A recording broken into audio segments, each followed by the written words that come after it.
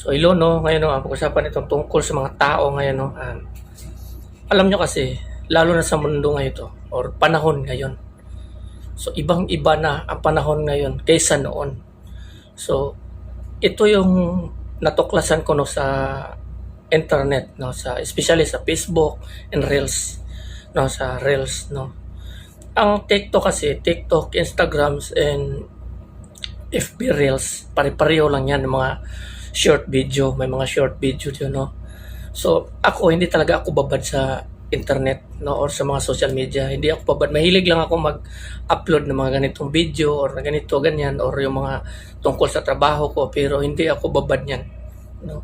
Hindi ako mahilig manood ng mga movies, no, so mga manonood ng videos, hindi rin ako mahilig niyan, no. So ito yung natuklasan ko nung tinitignan ko ang mga video no na mga ginagawa ng mga content creator ngayon, no, especially sa mga tao no, ng mga content creator or mga vlogger, no. So sinubukan kong tingnan or panoorin ang mga video na ginagawa ng mga tao ngayon, no, sa short videos, mga reels, no, sa mga TikTok. Dito ko nakikita ko kung gaano karami ang mga likes and share and comments, no. So pinasok ko ang mga comments, no, patungkol dito sa mga video na pina-upload nila, ng mga comedy, yung mga video na mga walang kabuluhan at may mga kabuluhan, no. So nakikita ko rin o tinitingnan ko rin kung ano yung mga ano nila, yung mga share, no. So tinitingnan ko yon, tapos yung mga comment section, no.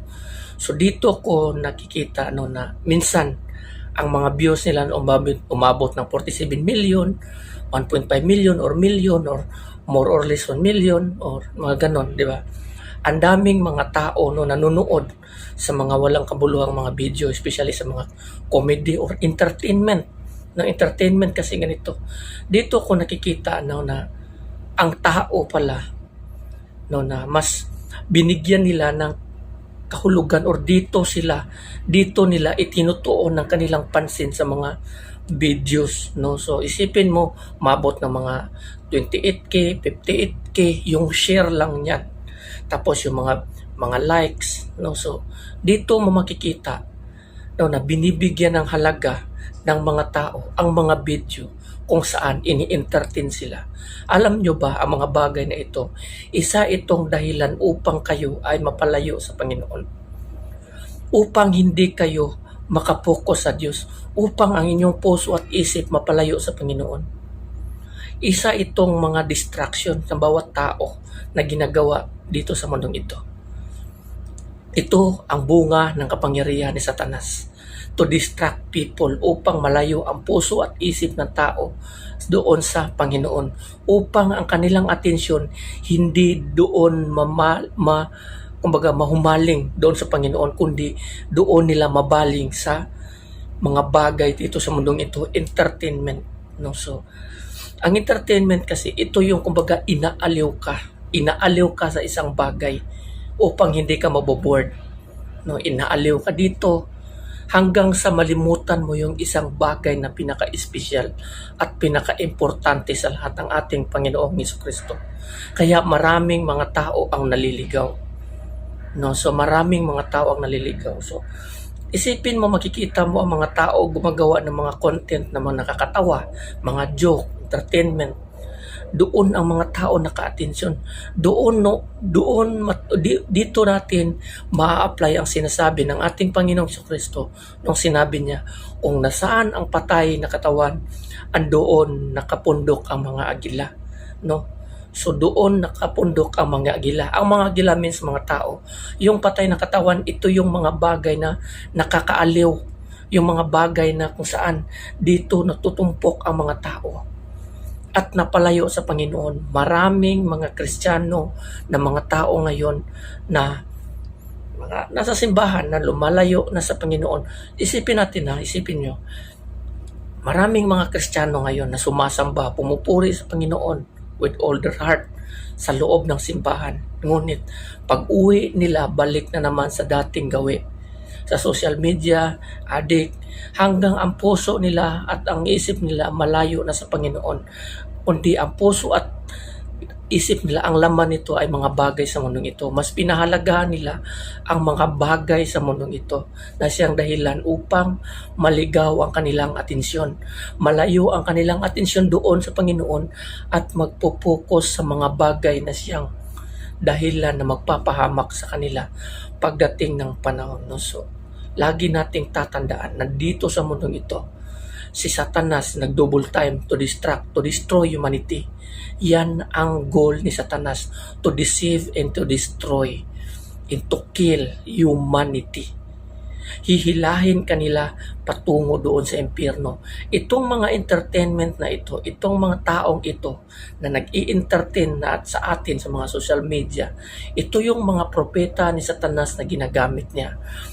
Binibigyan niya ng gantimpala ang mga taong ito. Anong gantimpala? Fame and glory and money. Yan ang binibigay niyang gantimpala sa mga taong ito kung ikaw ay susunod kay Satanas. At dahil dito, ginawa nila ang kalooban ni Satanas. Ano yun? To deceive you. Linlangin ka upang yung attention mo doon mapupokus sa mga bagay sa mundong ito, sa mga content, sa mga videos na nakakatawa. At yung puso at isip mo malayo na sa Panginoon. At dahil dito, si Satanas ang nananalo sa iyo.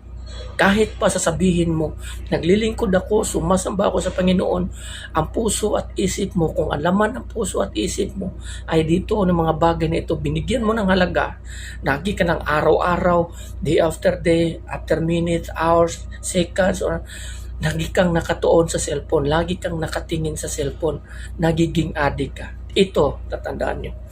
Ito na mga content creator naman, hindi ito sila namumroblema patungkol sa buhay nila sa after kamatayan doon sa ating Panginoong Hesukristo. Alam nyo kung ano yung pinoproblema nila. Kung ano ang content na naman ang gagawin nila sa susunod. Iyan ang kanilang pinoproblema.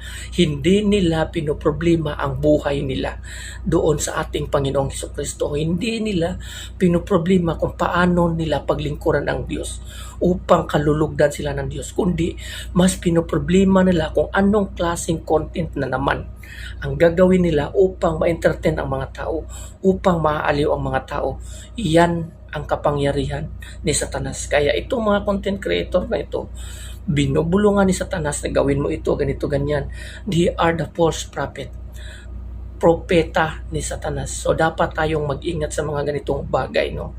Kasi lalo na ngayon sa panahon ngayon, internet na ang naghahari at gumagalaw sa mundong ito. Sa lahat ng hakbang, sa lahat ng kilos, bawat panig o ano paman, internet at entertainment as siyang nagwawasak sa ating isipan upang mapalayo tayo sa Panginoon. At doon natin mabaling ang ating buong atensyon sa isang bagay na siyang dahilan na magwawasak at magliligaw sa atin pagdating ng panahon. At na siyang dahilan upang tayo ay malayo sa Panginoon at hindi na magpupokus sa ating Panginoong Hesukristo. No? So, hanggang dito na lang. No? So, huwag sanang mangyayari ito sa ating buhay. No? Amen.